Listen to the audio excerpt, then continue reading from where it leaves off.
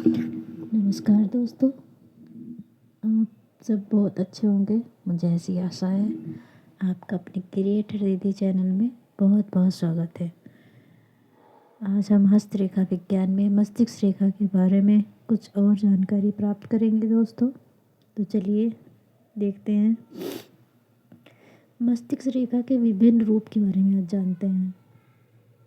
मस्तिष्क रेखा को सदा एक महत्वपूर्ण रेखा माना जाता रहा है। अगर कि बौद्धिक क्षमता के बारे में बात करें तो मस्तिष्क रेखा से ही पता चलेगा कि कौन कितना बुद्धिमान है। अगर दोनों हाथों का अध्ययन करें तो पाएंगे कि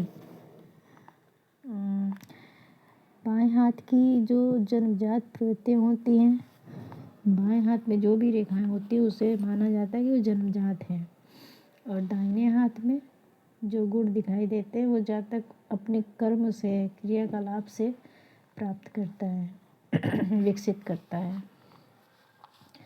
उदाहरण के लिए यदि यह दिखाई दे कि बाएं हाथ में मस्तिष्क रेखा मुड़कर नीचे की ओर जा रही हो और दाहिने हाथ में वह सीधी करतल एक ओर से दूसरी ओर जाती हो, तो इसका यह अर्थ निकलेगा कि जातक अपनी जन्मजात प्रवृत्तियों के अनुसार नहीं चला है और परिस्थितियों के वशीभूत होकर उसने अपने आप को अधिक व्यवहारिक और संतुलित मस्तिष्क का बना लिया है, जिससे वह उस प्रकार की परिस्थितियों का सामना कर सकते। यदि मस्तिष्क रेखा की बनावट दाहिने हाथ में बाएं हाथ की रेखा के समान हो तो इसका अर्थ यह निकलता है कि जातक के प्रारंभिक जीवन में उसके मस्तिष्क पर कोई विशेष बोझ नहीं पड़ा और जन्मजात प्रवृत्तियों के अनुसार ही उसके मस्तिष्क का विकास होता रहा।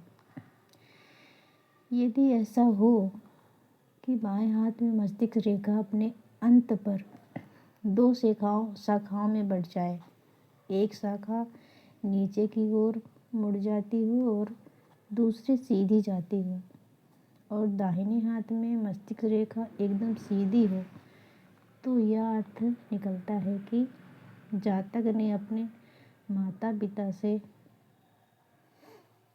विरासत में दो प्रकार के स्वभाव पाए थे। पहला तो कल्पनाशीलता और दूसरा व्यवहारिकता।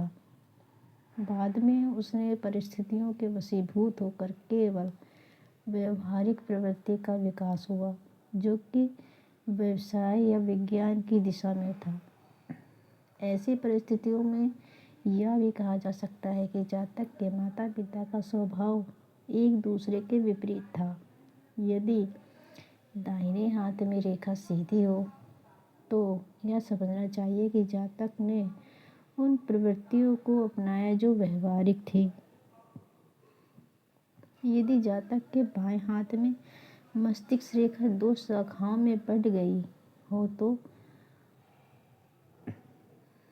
और ऊपरी शाखा सीधी जाती हो, तो यह अर्थ है कि माता का स्वभाव से पिता से अधिक व्यवहारिक थी।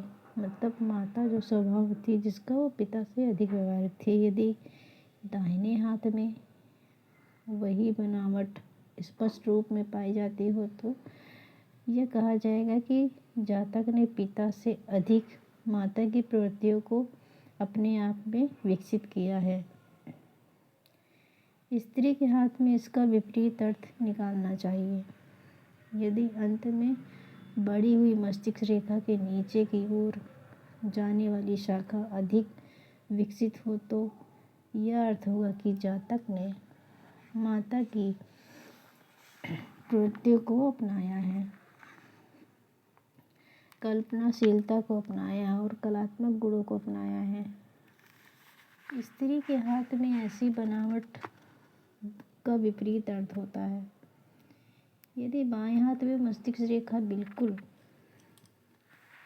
हल्की या क्षीण हो और दाहिने हाथ में बलवान और स्पष्ट हो तो यह समझना चाहिए कि जातक को मानसिक प्रवृत्तियों के विकास में उसके माता या पिता किसी का भी प्रभाव नहीं पड़ा है और स्वयं ही उसने उसको विकसित किया है। ऐसा योग उन लोगों के हाथों में पाया जाता है जो स्वयं अपने परिश्रम से अपनी उन्नति करते हैं।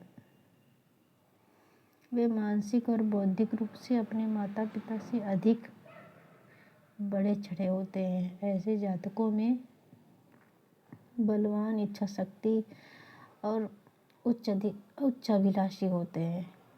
और यदि निर्बल हो तो समझना चाहिए कि जातक ने अपने मानसिक विकास के अवसरों से लाभ नहीं उठाया और वह अपने माता पिता की मानसिक क्षमता की बराबरी ना तो करता है और ना कभी कर सकता है। ऐसा व्यक्ति चाहे स्वभाव से हठी क्यों ना हो, परंतु उसमें इच्छा शक्ति की कमी होती है। वह हठी होगा या नहीं, यह अंगूठे के प्रथम पर्व की बनावट से जाना जा सकता है।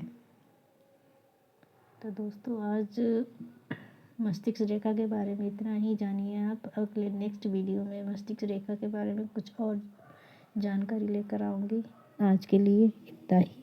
बाय बाय दोस्तों।